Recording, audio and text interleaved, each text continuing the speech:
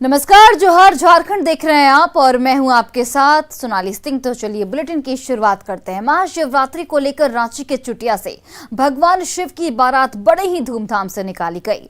भगवान शिव की बारात गाजे बाजे के साथ निकाली गई। इसके साथ ही आसपास की महिलाएं भी बाराती बनकर पहुंची। जायजा लिया न्यूज़ 18 से हमारी संवाददाता कोमल बहल ने। शिवरात्रि और शिवरात्रि की पूरी तैयारियां भी जो है पूरी कर ली गई है और इस वक्त हम मौजूद है चुटिया में और हमारे पीछे आप तस्वीरों के माध्यम से देख सकते हैं कि शिव जी की बारात जो है वो भी निकल गई है। यहाँ पे साक्षात शिव जी और पार्वती जी हमारे साथ मौजूद है। हम इनसे बात करते हैं। सबसे पहले आपसे ये जानना चाहेंगे कि कितना इंतजार रहता है आप लोगों को इस त्योहार का? 2 साल से तो कोरोना के लिए पूरा सब कुछ बंद था, पर 2 साल 2022 में आए हैं और बहुत इंतजार रहता है महाशिवरात्रि के लिए। और वो भी अच्छा लगता है कि सब लोग आके पैर छूते हैं और आशीर्वाद लेते हैं, पहुँचते हैं और हम लोग भी बहुत अच्छे सज के लगते हैं। तो काफी इम्पोर्टेंस मिलता है आज के दिन। एकदम साक्षात भगवान मान लिया जाता है। हाँ, एकदम एकदम एकदम। तो मुझे क्या आशीर्वाद देंगे? मैं भी आज आपके बगल में हूँ। आपको एक अच्छा सा दूल्हा मिले। मुझे दुल्हा का आशीर्वाद मिला। बहुत बहुत शिव जी जैसा। बिल्कुल। तो लड़कियों की ये चाह होती है कि शिवरात्रि के दिन जो है वो पूजा अर्चना करने जाती है और ज्यादातर लड़कियां यही मांगती है। क्योंकि आज सुबह भी मैंने जब लड़कियों से बात की तो उनका भी यही कहना था कि शिव जी जैसा वर मिले। तो वही लड़कों का कहना होता है कि माता पार्वती जैसी वधू मिले। खैर, माता पार्वती से भी हम बात करेंगे। आप लोग कहाँ से, ये बताइए, कहाँ से आई हैं आप? कलकत्ता से आए। कितना इंतजार रहता है शिवरात्रि का? बहुत इंतजार रहता है। काफी। पिछले 2 साल से कोरोना की वजह से जो है बंद कम हो गया सब कुछ, लेकिन फिर से वापस सब कुछ एक ही हो जा रहा है। आज तो काफी इम्पोर्टेंस मिलता है। कैसा लगता है उसमें? बहुत अच्छा। आशीर्वाद लेने सब आती है। हाँ, ज्यादा शिव जी से लेते हैं। आज तो पार्वती का नहीं लेता है। अच्छा, शिव जी की डिमांड ज्यादा होता है। अच्छा, तो जैसा कि इनका कहना है कि लोग आते हैं बड़े ही धूमधाम से जो है यहाँ पे शिव जी की बारात निकाली जा रही है और पार्वती माँ का ये कहना है कि ज्यादा से ज्यादा जो लोग हैं वो शिव जी का आशीर्वाद लेने पहुंचते हैं। हालांकि हम जो आते हैं तो हमारी यही मनोकामना होती है कि हम शिव जी और माता पार्वती की पूजा अर्चना करते हैं। और अभी से कुछ घंटों के बाद जो है विवाह जो है वो संपन्न हो जाएगा चुटिया के राम मंदिर में। बारात जो है चुटिया के राम मंदिर तक वहां तक पहुंचेगी। बेहद ही भव्य तरीके से बारात का जो है स्वागत किया जाएगा। कैमरा पर्सन संजीव तिवारी के साथ कोमल बहल, news 18 Ranchi.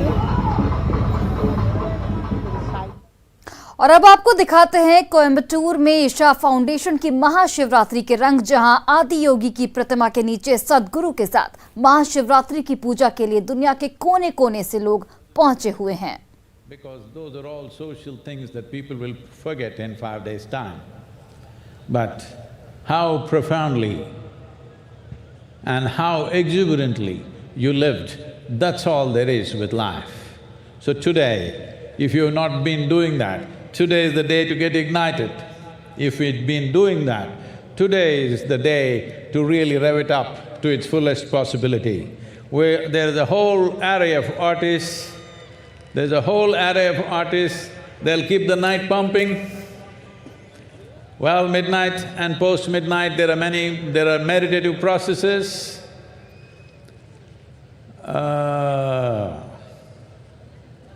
This is not looking very alive and exuberant for me. Yeah. Especially because you are masked, you got to be making noises, otherwise I don't know what's happening with you.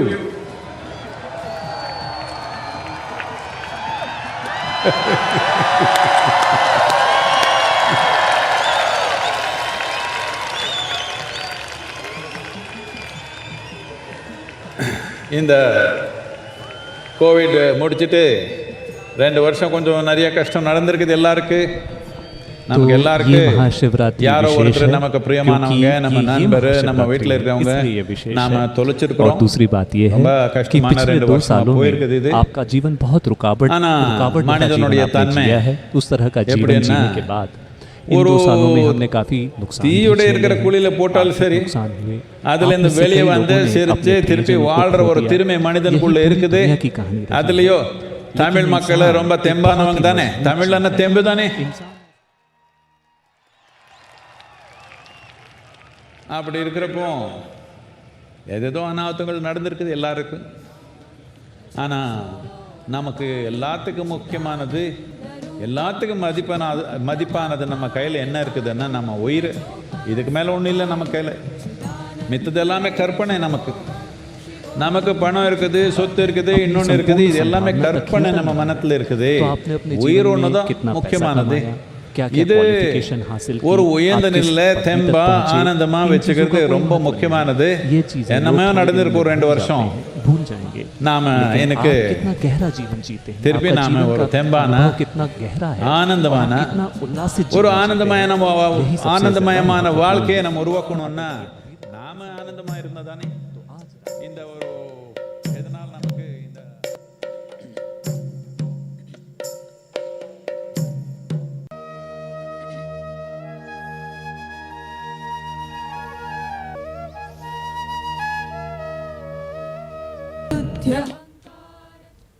Dhanbad में शिवरात्रि के मौके पर गाजे बाजे के साथ देवों के देव महादेव की बारात निकली। इस बारात में शिव भक्त जमकर झूमे।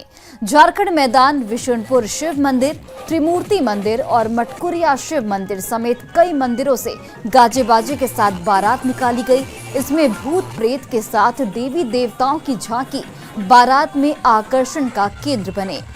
बारात शहर के प्रमुख सड़कों से गुजरते हुए मंदिर प्रांगण तक के लिए ले जाया गया। इस दौरान बारात में शामिल लोग जमकर झूमे।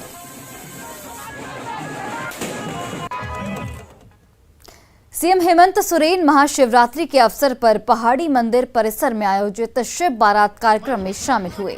मुख्यमंत्री ने शिव और पार्वती की पूरे विधि विधान के साथ पूजा अर्चना कर राज्य के सुख, समृद्धि और कल्याण की कामना की। मुख्यमंत्री ने कहा कि हर साल की तरह इस साल भी बाबा भोले शंकर के दरबार में पूजा अर्चना और आशीर्वाद लेने हजारों की संख्या में श्रद्धालु आ रहे हैं। शिव बारात में शामिल होने के लिए श्रद्धालुओं का उत्साह देखते ही बनता है। यह परंपरा आगे भी अनवरत चलता रहे, यही हमारी बाबा भोलेनाथ से विनती है। मुख्यमंत्री ने राज्यवासियों को महाशिवरात्रि की बधाई और शुभकामनाएं दी। इस अवसर पर सांसद संजय सेठ, पूर्व केंद्रीय मंत्री सुबोधकांत सहाय, पूर्व मंत्री और विधायक सीपी सिंह मौजूद रहे।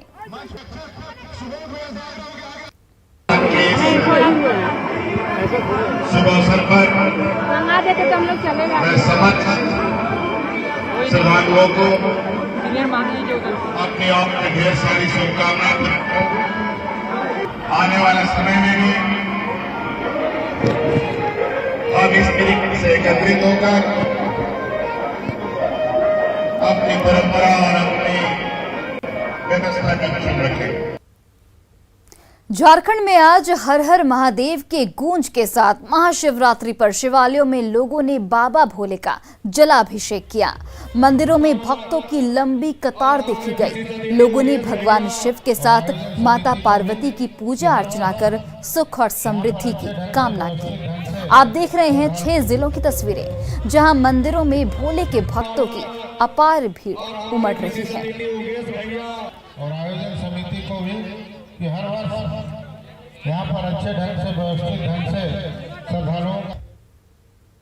और चलिए अब आपको दिखाते हैं कुछ अन्य खबरें। झारखंड सरकार की आत्मसमर्पण और पुनर्वास नीति से प्रभावित होकर 2 कुख्यात नक्सलियों ने आज रांची में आत्मसमर्पण कर दिया।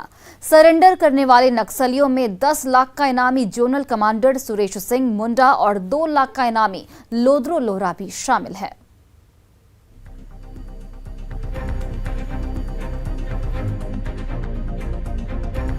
झारखंड की सुरक्षा एजेंसियों के लिए मंगलवार का दिन सुकून देने वाला रहा। चाईबासा, खूंटी, सरायकेला, रांची सहित ट्राई जंक्शन के इलाकों में खौफ का पर्याय माने जाने वाले जोनल कमांडर सुरेश सिंह मुंडा ने खुद सुरक्षा बलों के सामने सरेंडर कर दिया। 10 लाख का इनामी नक्सली मार्क दस्ता का कमांडर सुरेश सिंह मुंडा ने आत्मसमर्पण कर दिया। मिसिर बेसरा का दाहिना हाथ माना जाता था सुरेश सिंह मुंडा। संगठन का सबसे अहम सदस्य था सुरेश। चाईबासा, खूंटी, सरायकेला, रांची सहित कई इलाकों में एक्टिव था। सुरेश सिंह मुंडा पर कुल 67 मामले दर्ज हैं। रांची में सुरेश सिंह मुंडा के साथ ही एरिया कमांडर लोद्रो लोहरा उर्फ सुभाष ने भी आत्मसमर्पण कर दिया, जिस पर 2 लाख रुपए का इनाम था। इसके खिलाफ 54 मामले दर्ज हैं। कुख्यात इन नक्सलियों के सरेंडर करने से झारखंड पुलिस और सीआरपीएफ के अधिकारी भी बेहद उत्साहित हैं।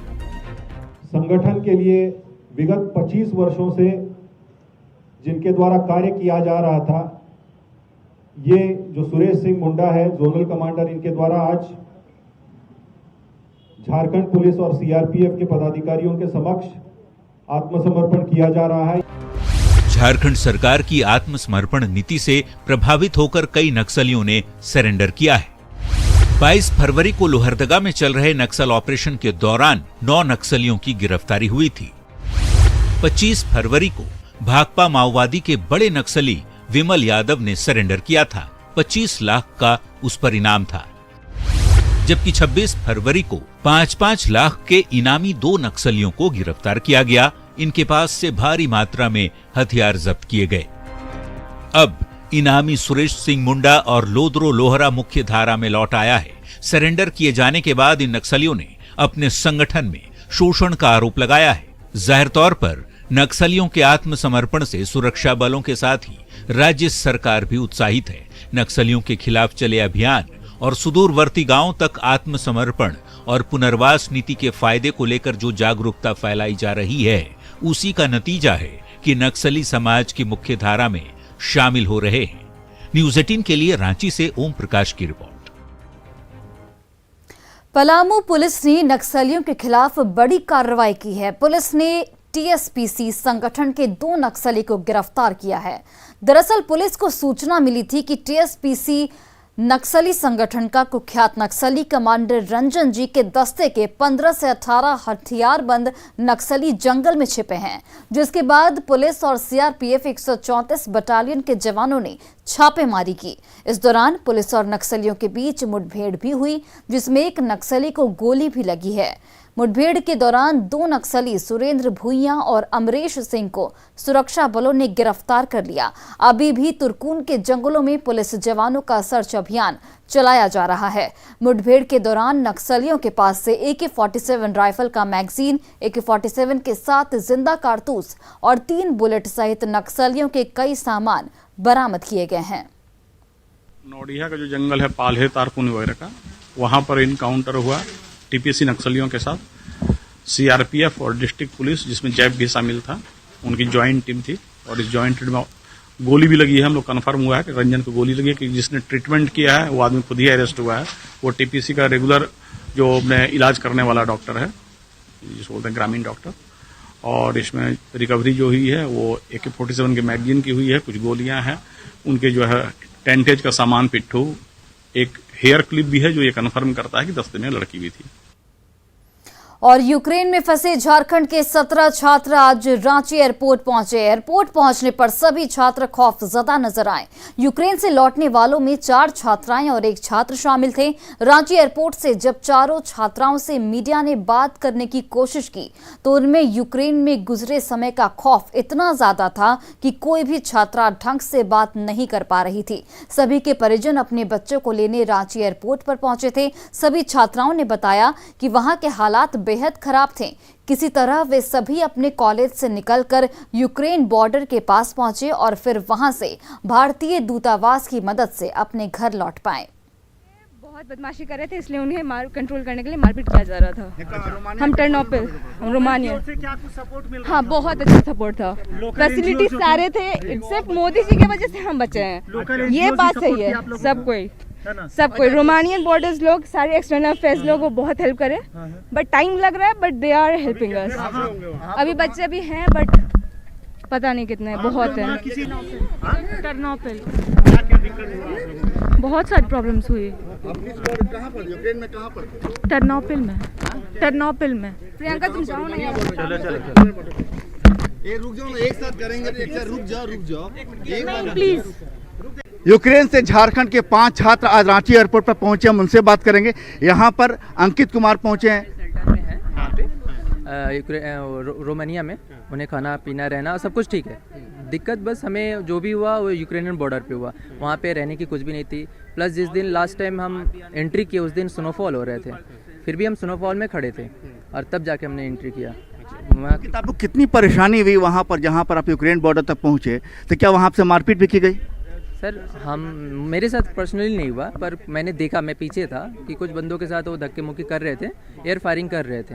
अगर वो बंदा जाने के लिए बोल रहा था, जिद कर रहा था, तो वो फायरिंग करने लगा। कहाँ पर थे? कहाँ थे? मैं वियतनाम विनित्सिया में। तो वहाँ पर क्या रूसी सैनिक पहुँच चुके हैं? मैं जब निकला तब नहीं थे, पर मेरे नेक्स्ट डे आ चुके थे। तो वहाँ क्या बोला गया आप लोगों की हॉस्टल खाली? हाँ, हमारे डीन ने हमें छुट्टियाँ दी और आकर हमारे डीन ने बस पे बैठा निकले थे। सरकार का कितना सपोर्ट रहा आने में? देखिए, हम बॉर्डर तक आने तक गवर्नमेंट ऑफ इंडिया कुछ नहीं की थी, लेकिन उसके बाद कितना दूर था? खुद से थे वहाँ से हमने खुद से वो पैसे देकर आए बॉर्डर तक, लेकिन उसके बाद से किलोमीटर था वो 350 किलोमीटर था। वापस लौटने के लिए किससे संपर्क किया आप लोगों ने? वापस लौटने के लिए किनसे संपर्क किया?